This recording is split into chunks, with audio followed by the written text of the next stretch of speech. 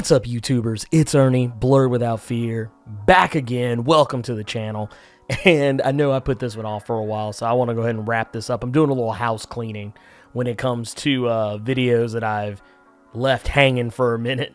And I figure with the release of the Venom trailer, what better time to go ahead and wrap up the Birth of Venom breakdown that we started so many moons ago. But first, if this is your first time checking out my channel and you want to see more awesome content like this, it only takes 2 clicks to become one of Earth's mightiest subscribers. Since we left off with Birth of Venom Part 1, Peter and Mary Jane Watson are a thing, and it's beautiful. They have been spending more and more time getting to know each other better, and everything is coming around. Even Peter's relationship with Aunt May is starting to get back on track, which, if you remember from the previous video, it was not on track. Unfortunately, someone flew a drone into the Baxter building and freed the symbiote. The alien costume wastes no time getting back into action, even going as far as to forcefully bond with another human to get back to Peter's apartment. The costume camouflages itself to look like his old costume, and the moment he puts it on, it reveals its true self. And it won't unbond itself from Peter, as he's frantically throwing and flinging himself across town, trying to get the damn thing off of him. And while he's wrestling with the costume, he runs afoul of Gripes, a member of a group calling themselves the Volturians, led by a 2-bit crook by the name of Honcho. The Volturians are what they sound like: bargain bin vulture wannabes. Do with that information what you will. Gripes, against the wishes of Honcho, decided to take advantage of Spidey's quotey fingers distraction and attacks.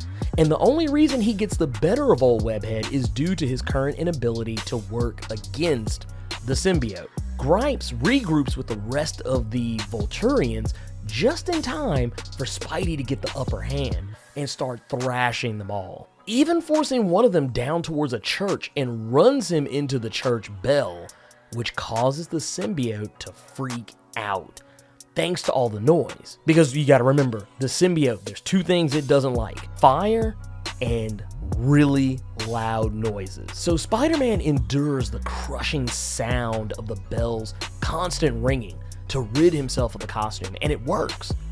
But unfortunately, it takes a toll on him and causes him to fall unconscious. In a strange turn of events, though, the costume saves Peter. It risks its own discomfort to take him away from all the noise that was damaging his ears and causing him to pass out. And if that doesn't make you wonder, the next move it pulls will. The alien doesn't rebond with Peter, it just leaves.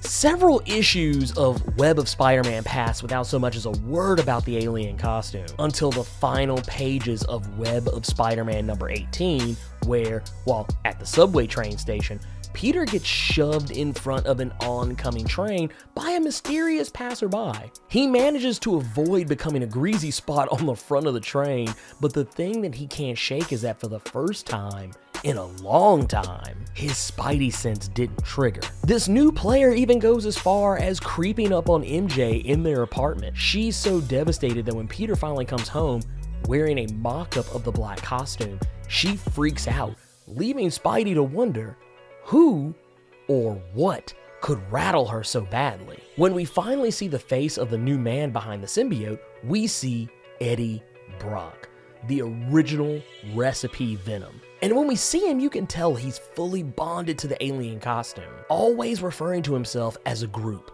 we, us, them, a clear sign of full bonding. With Spider-Man only tapping into a fraction of what the alien offered, and now the alien granting Spidey's powers to another, as well as blocking Parker's Spidey sense, Venom becomes one of Spider-Man's most dangerous foes of all time.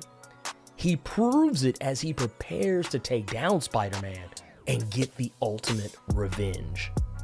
He makes sure that Spider-Man sees him, and he lets Spidey follow him back to his apartment, allowing Spider-Man to think he's got the drop on him as Venom crashes into him, spouting his own brand of one-liners. Once he corners Spider-Man, he reveals his face to Spidey, and with that, his reasons for wanting revenga. Remembering his time as one of the top journalists in the country, thanks to his pieces on a serial killer who went by the name of Sin Eater. He cites Peter destroying his career as a journalist by taking the Sin Eater stories that he was publishing and revealing that Brock's version of the Sin Eater, a man known as Emil Gregg, was nothing more than a man who compulsively confessed to crimes, while Peter, with the help of Daredevil, exposed the true Sin Eater, who was a cop named Stan Carter. They'd never really met before this, but Eddie Brock suffered nonetheless. He got kicked from the top of the journalism food chain down to the bottom of the barrel, writing tabloid articles and puff pieces, celebrity gossip, and alien abduction stories. This was a downward spiral for Brock, even leading to his divorce from his wife Anne, who also at one point becomes Venom. But that's way down the road. It all came to a head for him when he contemplated suicide, which for Catholics is a mortal sin, which is what Eddie Brock is. He is Catholic. So he went to church to beg forgiveness for his sinful thoughts, and lo and behold, he found the right church. Our Lady of Saints, the same church Spidey lost the costume. And this church appears to be where it stayed, and there it bonded to Eddie Brock. Due to their shared hatred of Peter Parker and Spider-Man, and the symbiote's intimate knowledge of Peter's day-to-day life, Eddie Brock knew just how to get to him. While Venom is monologuing, Spidey, who happened to bring his sonic gun that he borrowed from Reed Richards, lunges for it. But Venom isn't having it. They battle it out, and Spidey manages to get a solid shot in that gives him time to get to the sonic rifle and unloads on Venom, causing the costume to nearly leave him. But that's when he realizes that killing the costume, which would solve all his problems, would potentially kill Eddie Brock. Because like I said earlier, they are 100% bonded. Their lives are intertwined. And this is something that Spider-Man isn't prepared to do. When he attempts to leave, not bothering to take the weapon that so handily defeated Venom with him, because comic books, Venom strikes back and subdues him. When Spidey regains consciousness, he's completely webbed to the church bell of Our Lady of Saints. Brock has prepared Spidey so that when the bell rings at midnight, the clapper inside the bell will crush him.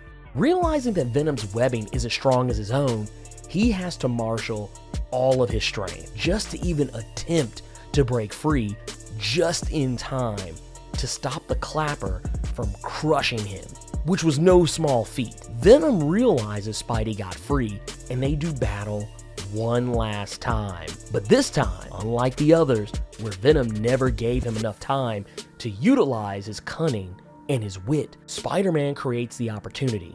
He realizes that Venom's webbing, like his, is finite. Just as Spidey can run out of webbing, so too can the symbiote. While Venom falls and attempts to catch himself with a web shot, he pushes Venom to the limit, cutting his webbing at every turn, forcing him to use it until the well runs dry, and Venom crashes to the pavement, rendering him unconscious, but alive. Spidey manages to get Venom to the Baxter building, and the Fantastic Four contain them both in a temporary containment unit until they can have a cell specially cooked up for him at the Vault, the premier spot for holding supervillains in the Marvel Universe. Venom is defeated. Peter and Mary Jane have their fancy condo together, and Peter gives up the black costume due to the fact that MJ can never look at it again without feeling dread and remembering that sinister grin of Venom. And Peter realizes that wearing a suit resembling a supervillain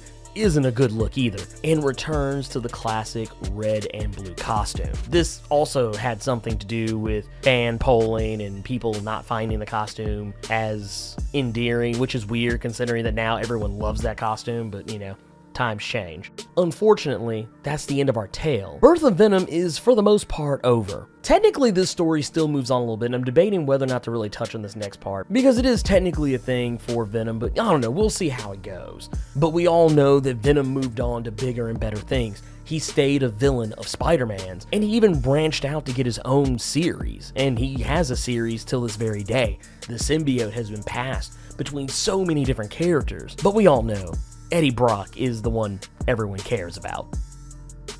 But anyways, let me know what you all thought about the conclusion of Birth of Venom. Sound off in the comments. If you enjoyed this video, smash that like button. And if you want to see more awesome videos like this one, make sure you click subscribe so you can become one of Earth's mightiest subscribers and tap that bell so you know when I post up. Thank you for taking the time to watch this video, and I hopefully will see you all next time.